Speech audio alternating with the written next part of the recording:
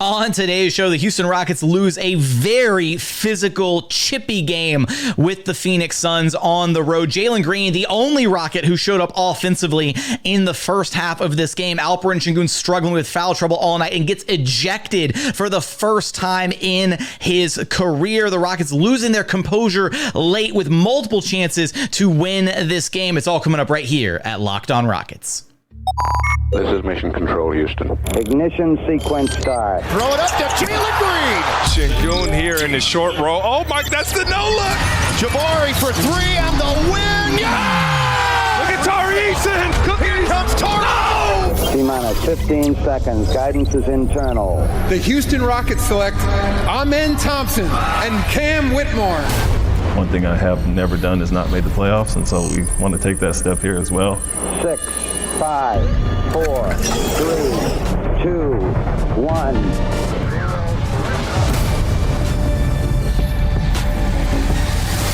What's up and welcome to another edition of Locked On Rockets, your daily podcast home for everything Houston Rockets basketball. As always, I'm your host, Jackson Gatlin, native Houstonian and credentialed media member. I'm also the host of Locked On NBA Mondays. Be sure to follow along on Twitter at JT Gatlin. The show, of course, at Locked On Rockets, free and available wherever you listen to your podcasts, including YouTube. Now, today's episode is brought to you by FanDuel. Make every moment more with FanDuel. Right now, new customers get $150 in bonus bets with any winning $5 bet. That's $150 if your bet wins. Visit FanDuel.com/LockedOn to get started. And as always, thank you so much for making Locked On Rockets part of your day every single day, whether it's on your way to work, on your lunch break, in the gym. Thank you for being an everydayer.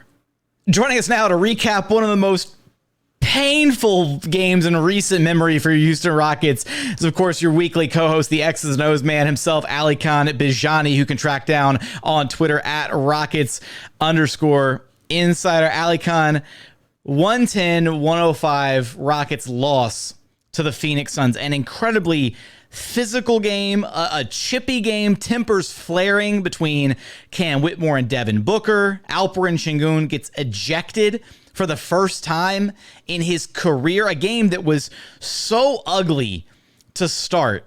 Devin Booker by himself outscored the Houston Rockets in the first quarter. Devin Booker had 20 first quarter points. The Rockets themselves had 17 first quarter points. The Suns 33 points in that first frame, 33-17 edge for the Suns early on. This was such an ugly game, and it felt like it was a miracle that the Rockets weren't down by like 20, 25, 30 at halftime, and they were slowly able to just kind of keep chipping away, and after that really ugly first quarter, they actually found themselves in a position to be able to win this game late. Like they were in this game with a couple minutes left to go, despite against all odds of how this game had gone early. They were there down 106-100. Final few minutes of this game, final couple minutes of this game after a tip in from Jabari Smith Jr. This was... I'm scratching my head because there's a lot of reasons that the Rockets probably should have been down a lot more than they were in this game. And there's also some reasons for why they probably could have won this game in the end that I know we're going to tackle and unpack here. Give me your immediate takeaway, an immediate thought, just as we're trying to unpack what happened in this one.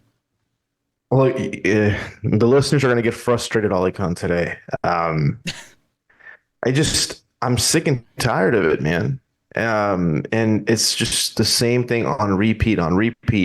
And for a young team, you're going to see this. Young teams are used to playing from behind. And so it takes them being down double digits, which, by the way, after today's game, they are 5 of 27 this season when they're losing by 10 or more points at any point in the game. 5 and 27. It's like they get used to playing from behind and then wanting to come back. And it's frustrating. I can only imagine Rockets fans how they feel watching this and investing their time. And it just so happens to be Jackson is always on the road. They started off, like you said, they lost the first quarter 33-17, or excuse me, should I say 2017, because Devin Booker outscored the Rockets. And then they won or tied the rest of the game every quarter. 36-31, second quarter, Rockets won. 22 all in the third quarter, tied. Fourth quarter, 30-24, Rockets won. And it's just the poor starts. And at some point, Jackson, on the road, you have to do something. And Jalen, to his credit, has been has been playing well. I think a lot of people have been talking about Jalen's game overall. You need to see him score the basketball more, and we saw that today, especially most of his shots. Granted, some of them were in transition early on, but most of his shots in the first half, in the half court, early on came off of movement, where he came off a screen or came off the catch and did something. And so, I'm hoping that can carry over for him into Saturday's game or just moving forward. But Jackson, something needs to happen for this offense. You can't go 8 minutes. I think, was it a 1 of 15 stretch the Rockets had to close that first quarter or something like that? You can't have those spells. You have to stay consistent and have a consistent offense. And even though your defense is trying to keep up, when you still allow a 14-0 run towards the end of the first quarter, that's hard for any team to come back from. This was overall frustration, honestly. Watching that first quarter, man, that the scoreboard was stuck on 12 for it was over I think it was 6 or 7 minutes of actual in-game time before what was it? I think Jabari's free throws. He got to the free throw line, hit the free throws. That watching that first quarter was so rough because nobody showed up offensively aside from Jalen Green, who had a quick start to the game, had 8 points in that first quarter, was the only Rocket who wanted to show up offensively to start the game, and then that trend continued in the second quarter where Jalen Green continued his kind of first half scoring supernova where he then had 13 points in the second quarter, so 21 first half points overall. He cooled off quite a bit considerably in the second half. Unfortunately, only 10 points scored total in the second half, and 3 of those were that three-pointer literally at the buzzer at the end once the game was completely decided, to push the Rockets from what would have been a 110-102 loss to a 110-105 loss. So the last 3, it is what it is. Jalen Green, though, in that second quarter was kind of single-handedly keeping the Rockets afloat and in this game offensively, so I want to give him a lot of credit for that. The flip side of the coin here, though, is 31 points, 9 of 26 shooting. It took a lot of shots to be able to get the buckets that he got, but I think the main takeaway from here, from Jalen's game, is that he's the one guy on this roster that can actually consistently just get his shot, because what we're seeing consistently is, Fred is not a guy who can get his shot from anywhere on the floor. He's not a guy that can get his shot whenever he wants to. When defenses really start to clamp up on him, when they put a bigger defender on him, he really kind of struggles. Dillon isn't exactly a guy that can get, he's not a self-creator. He's not a guy that should be trying to facilitate his own shots. We've seen some moments from Jabari where, when put in the right positions, or coming off motion inside the 3-point line, catching and shooting on the perimeter, whatever, he is a guy that can kind of manufacture in his own offense at times, but he still requires being given the ball in the right spot to be able to do that. Jalen is, I think, the one guy on the roster that you can just give the ball to and say, go get your own shot, and he can. And to his credit, even though the efficiency was straight up awful in this game, 6 of 16 from downtown, 9 of 26 overall, he was the only guy on this roster in this game against the Suns that you could rely on to try and go generate some offense in a game where nobody else brought it offensively. One thing that concerned me, Jackson, and I think this was also a big story, the Rockets had 22 possessions in transition, according to Synergy, and they only scored 0.86 points per possession in transition. It's pretty awful. You want that as close to 1.5 or 2. Obviously, 2 is would be amazing, but you want that 1.5 or higher as much as possible. And the fact that they're hovering below 1 and around 0.8, that's pretty awful. They missed so many chances. They had so many times where they had numbers they couldn't execute, or just overall, a lot of people will pick on Jalen for this, and Jalen does struggle in traffic, especially once he's kind of dribbles in between 2 defenders. He's usually unable sometimes to kind of get away from that, or the ball will get knocked away. But the rest of his teammates also struggle in traffic. And when you have those opportunities to go up and finish strong or draw contact, you have to be able to do that, and you have to score more efficiently in transition to make up for half-court positions where you're not able to score. Coming up, what went wrong late for the Houston Rockets in this game? Despite the ugly start to this one, they had chances to win this game late. What went wrong with their late game execution? The Rockets losing their composure at multiple points throughout this game. We're going to talk about Alperen Sengun, his foul trouble, and then his ultimate ejection from this one, as well as some of the moments in the final couple minutes of this game that needed to play out a little bit differently for the Rockets to have a chance to win. We're going to get there in just one moment. First, today's episode is brought to you by FanDuel. Get buckets with your first bet on FanDuel, America's #1 sportsbook, because right now new customers get $150 in bonus bets with any winning $5 bet. That's $150 if your bet wins, and all it takes is $5. It's that easy. Bet on all your favorite NBA players and teams with quick bets, live same-game parlays, exclusive props, and so much more. Right now, you can take a look at the outright finals favorites this year in the NBA. The Boston Celtics plus 220 to win it all. Right behind them, the defending champion Denver Nuggets at plus 420. James Harden and the LA Clippers right behind them at plus 500. The Milwaukee Bucks at plus 700. And then the Phoenix Suns, distant fifth place at plus 1,800 to win it all this season. So for all of those odds and so much more, just visit FanDuel.com/lockedon and shoot your shot. FanDuel, official sportsbook partner of the NBA. And continuing on here at Locked On Rockets, your daily podcast home for everything Houston Rockets basketball. All right, Alykhan, this was, let's just be blunt about it. This was an awful game for Alperen Sengun. 8 points, 3 of 7 shooting, not effective on the glass, only 3 rebounds, had 4 assists, had a turnover, and was in foul trouble all game long. Now, I'll preface that by saying that some of these fouls were awful. Some of them, especially the sixth and final foul, I will say was one of the worst calls that I've seen, right? He's straight up and down trying to guard Nurkic, and Nurkic knows he's playing with 5 fouls, so he's going at him. Nurkic does this move, backs him down, throws the ball up. It's not even really a basketball move. He's just trying to draw the foul, and Alperen Sengun had his arms straight up and down. Referee blows the whistle, and Alperen Sengun absolutely lost his cool there in that moment. I don't know if I've ever seen him that unhinged, that upset going at an official. He was yelling. I'm sure he was yelling all sorts of swear words at the lead official, and gets himself, well, he fouled out obviously with the 6th foul, but then gets himself ejected just right out of the gate. And I can understand the frustration for LP. It was a rough night. Not one of his better games this season. In fact, it was one of his worst games this season. But then to lose your composure in that moment and cost your team 2 points in a game where you're trying to fight your way back in and claw your way back into this game, I really didn't enjoy that display from Alperen Sengun. I get the frustration, but you've got to be more composed in a moment like that when your team is trying to get themselves back into the game.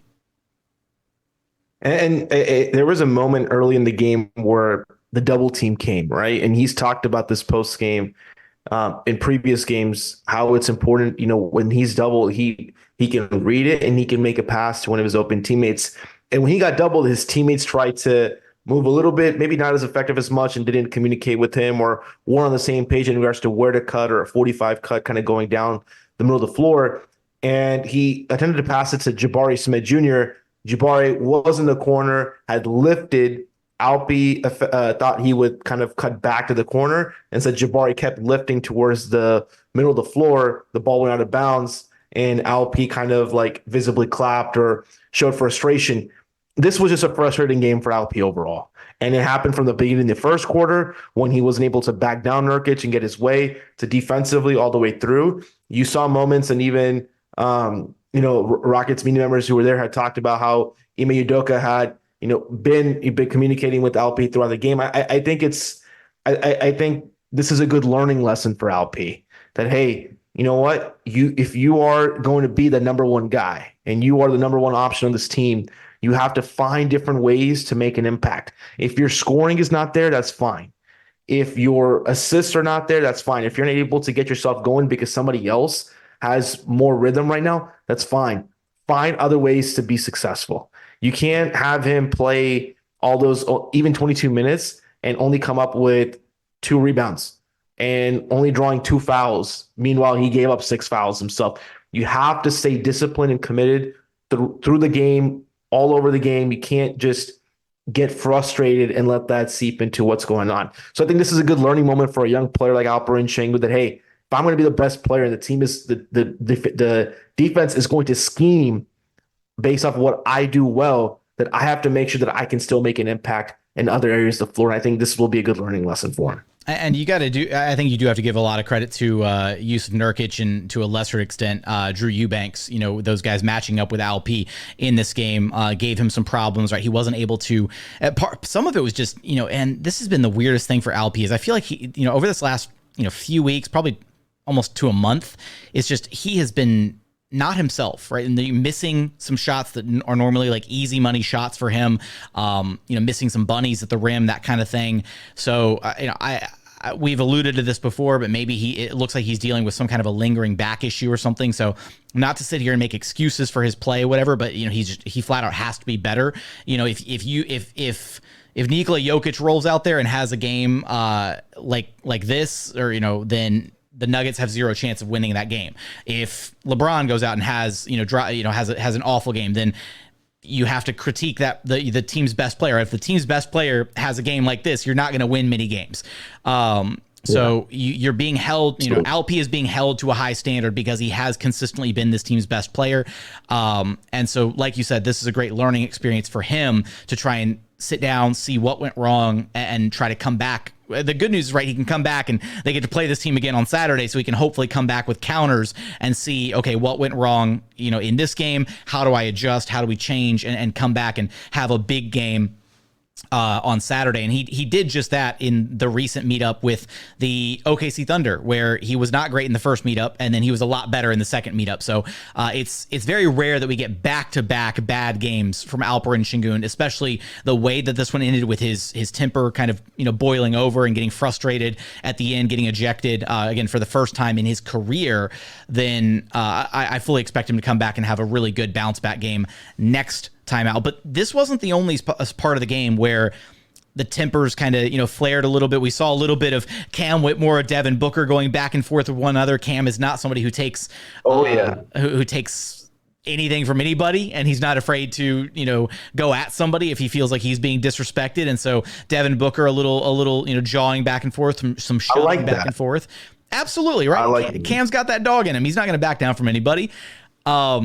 Where I'm a little frustrated with Alykhan in this game, the Rockets had cut this game to a 2-possession game, 106-100 late, off of a tip-in from Jabari Smith Jr. And in the just under 2 minutes at that point left. Mm-hmm. Just under 2 minutes to play. And I really felt like the late game execution was some of the worst we've seen all season from this Rockets team. Now, I will say credit to Ime Udoka for trusting Cam Whitmore and for Cam having earned, I guess, those minutes to be out there in the closing moments of this game over a Dillon Brooks, because Dillon Brooks was not it this game. Dillon Brooks had a pretty rough outing, unfortunately. But there were just some moments late in this one, some rushed shots, some poor decision making, and individually, right, there was a 3 from Cam Whitmore that was not great. There was a 3 from Jalen Green that was not great. But I put a lot of the blame for the late game execution on Fred VanVleet, actually, because the Rockets went out and got Fred VanVleet and are paying him $40 million plus this year to be the guy to run the ship, to be the point guard, to be the floor general in those closing moments. And especially that play where Fred pitched the ball back to Cam Whitmore on the wing, and then Cam wound up settling for that contested 3-pointer over Bol. Like, that possession drove me insane, because if you're Fred, you can't trust the rookie in that moment to try and generate a high quality look when you're down just 2 possessions and you know you need a bucket. That's just not the right play. So I was really frustrated with Fred in those closing moments. That's the moment where you need to step up as the leader of this team and deliver a high quality possession. So just to give a visual to our listeners, In that play, Fred VanVleet brings the ball up. He gets a screen, gets switched onto Bull. At that point, Fred really doesn't have kind of a lot of options, right? Jock set the screen. He switches, who gets Devin Booker on him. Bull's on Fred. Fred then sees Cam right there because he can't do much. He gives it to Cam. And then Fred trying to set like a little ghost screen to do something. And at that point, Fred is by the logo, the big L Valley logo that the Phoenix had on the court. If Cam had passed it out, because it was going to be hard for him to drive. The only way he could drive is go baseline, honestly.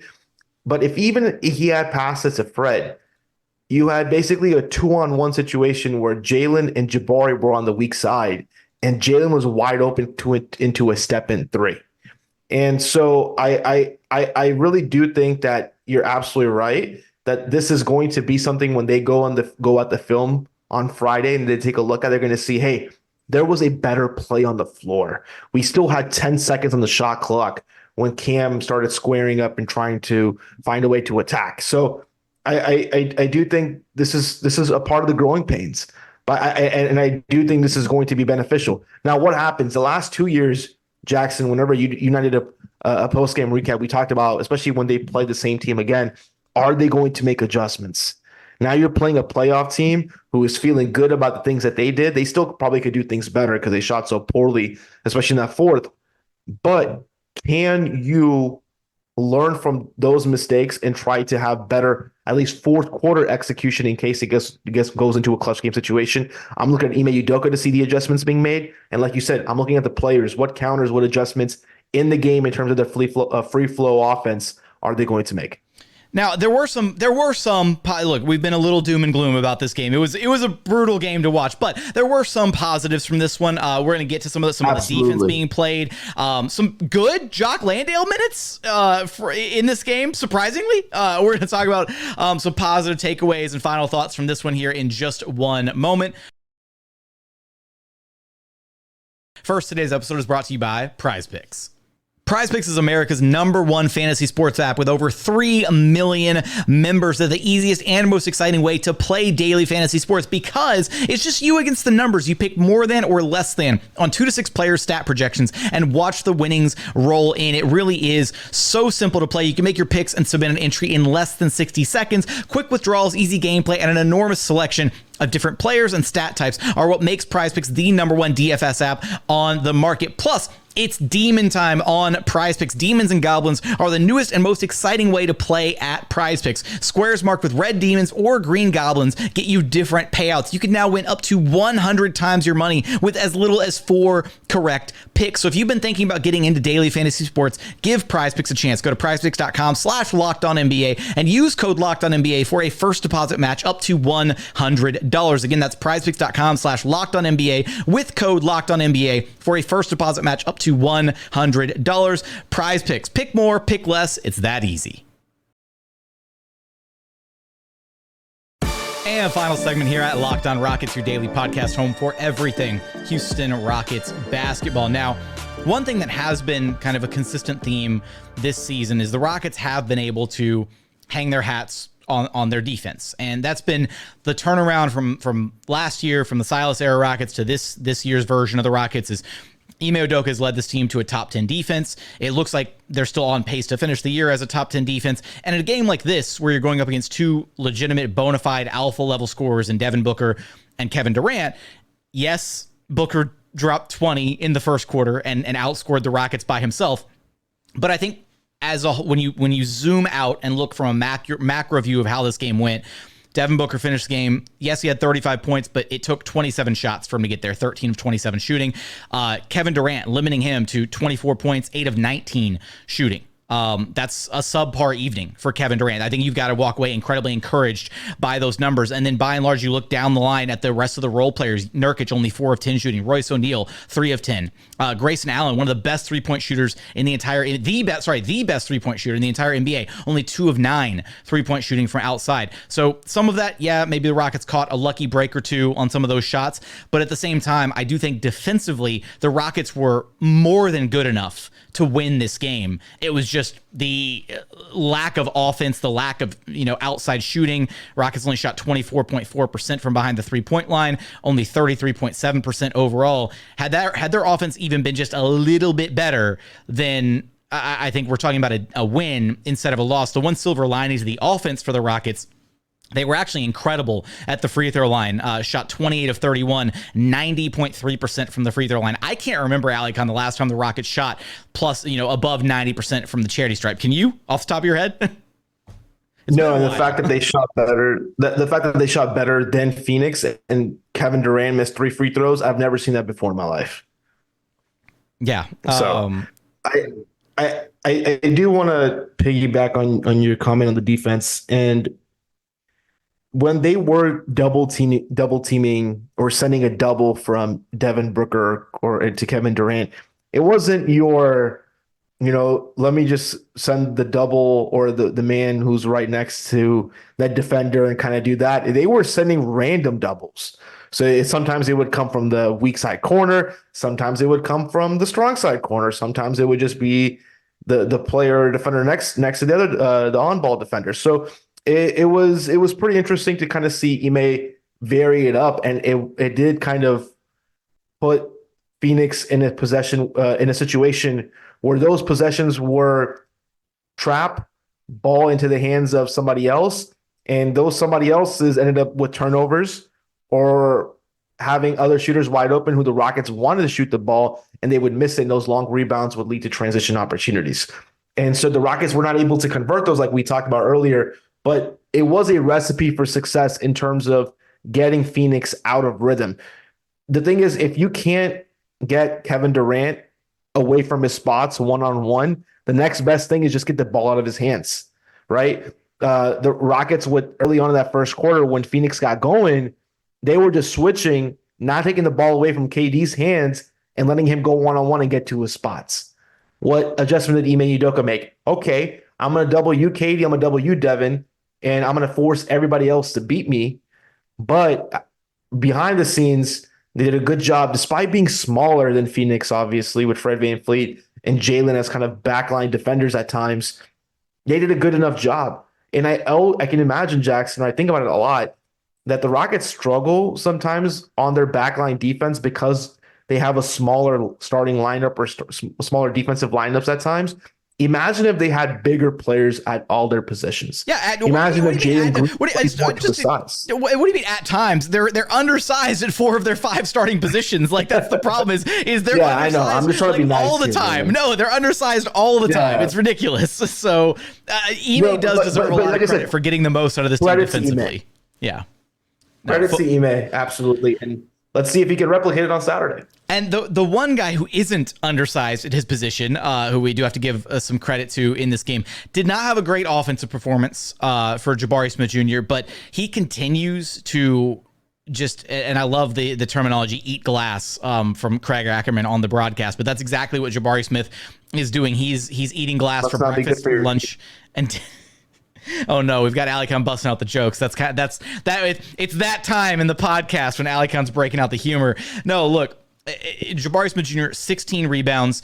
This has become this was an area that he had really improved in pre-injury, came back from the ankle injury, did not quite look like himself right out of the gate, was probably still trying to work himself back into, game shape, maybe working through some residual pain or discomfort in that ankle, but he's back to a place where he is routinely, walking away with, 12 plus, 15 plus kind of, rebounding performances. And that's huge, especially when you have a game where, again, Alperen Sengun was largely ineffective on the glass in this game, especially against a team like the Phoenix Suns, who at one point trotted out a lineup that featured Kevin Durant, Bol, and Jusuf Nurkic, right? 3 legit 7-footers all on the floor at the exact same time. You need guys who can attack the glass. You need rebounding. And so for the Rockets to be able to still walk away a plus in the rebounding department, this one 58 to 51 rebounds for the Suns is, again, I think an encouraging thing that we're seeing Jabari finding that way to, again, attack the glass, be effective, and really kind of hang his hat on his rebounding here. Yeah, absolutely. And the thing about Jabari is also offensively, even when his shot's not falling, teams are respecting him. And he is one of those few floor spacers the Rockets have that can create some spacing. There were times where Jalen was trying to attack, and he would search out, where's Jabari, so I can drive in that direction. So he has a little bit of space and breathing room on that initial descent towards the rim. It's like the whole alignment conversation we used to have when James Harden played for the Rockets. What is the best alignment for that initial dribble drive to give James enough space to get to the rim? Same with Jalen. Jalen likes it when there's less traffic on his path. So he's always looking out, where's Jabari, so I can make sure I can go in that direction. Jabari does so many great things for this team that just go unnoticed. Absolutely. Yeah, he plays his role very well. And again, the offense has been, a little inconsistent and hit or miss at times. Shout out to my camera that has been on the fritz as of late, and I keep having to refresh it mid podcast, which is slightly annoying. But last guy that we got to talk about here, and again, we're trying to end things on a bit of a positive note after a rough game, and hopefully things are a little bit different when these two teams meet up again on Saturday night. But Jock Landale making his, much anticipated return to Phoenix, the land that what's that? How do you say it? I'm trying to remember the phrase. The house that Jock Landale built. There we go. No.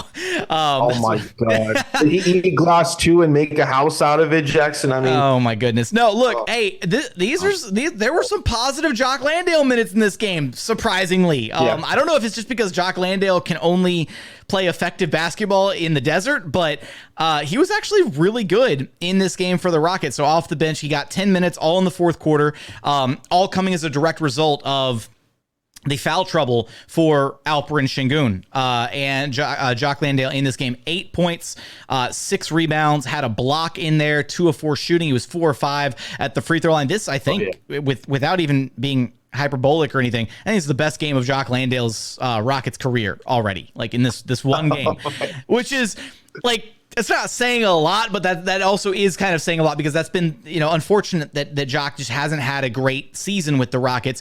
But this game and what those 10 minutes that you saw from Jock Landale in this game, that's kind of the version of Jock Landale that the Rockets thought they were going to get, right? They thought they were getting a serviceable backup big, somebody who could deal with kind of the physicality of a game like this one, somebody who could spell Alperen Sengun situationally, either if he's having a bad game or if he's struggling with a specific matchup or something. So I just want to give Jock a lot of credit, because I thought he came in, he kind of helped change the flow of this game. He was a plus 11 in the minutes that he wound up playing there in the fourth quarter.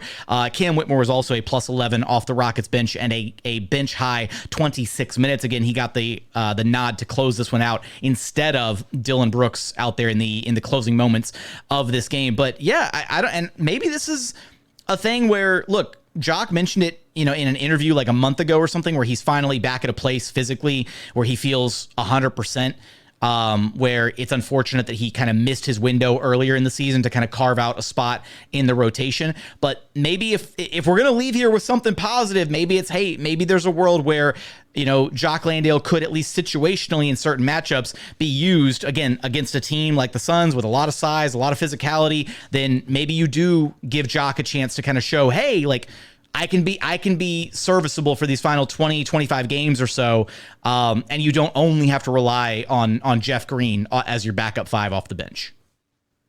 Ime Udoka had Daniel Tice in Boston, and I would like for Jock Landale to be used like Daniel Tice was in Boston. And what I mean by that is defensive presence, like you said, but don't just roll to the rim or try to get a switch and, you're not going to dump it down to him to get some low block scoring. Create driving lanes, shield the defender away, put your butt out there and create a driving lane for Fred or for Jalen or for others. That's what I want to see from Jock Landale. And maybe, like you said, this can be a building block for him to get that confidence, get more playing time. And we'll see him in that Daniel Tice Boston role where he was doing those small things to create driving lanes for the perimeter players. Otherwise, this was it was a rough game to watch. Despite the ugliness of this game, the Rockets were right there up until the very end with multiple chances to win it. Again, the Phoenix Suns, one of the worst performing fourth quarter teams in the entire NBA. They gave the Rockets multiple chances to come away with the win late in this one. They did not ultimately get it done, but they get another crack at them Saturday evening. Hopefully we'll see some adjustments by Ime Udoka and company. Hopefully we get a strong bounce back performance from Alperen Sengun. But Alykhan, you know the drill. Let everybody know where to track you down at. You can follow me on Twitter at Rockets_insider and stay tuned with us here at Locked On Rockets. But that's going to do it for another edition of Locked On Rockets. As always, thank you so much for checking out the show. If you haven't done so yet, please consider subscribing wherever you listen to your podcasts or on YouTube. Just search Locked On Rockets. Be sure to like, comment, and subscribe. But as always, thank you so much for watching. Thank you so much for listening. And we look forward to having you back right here at Locked On Rockets, your daily podcast home for everything Houston Rockets basketball.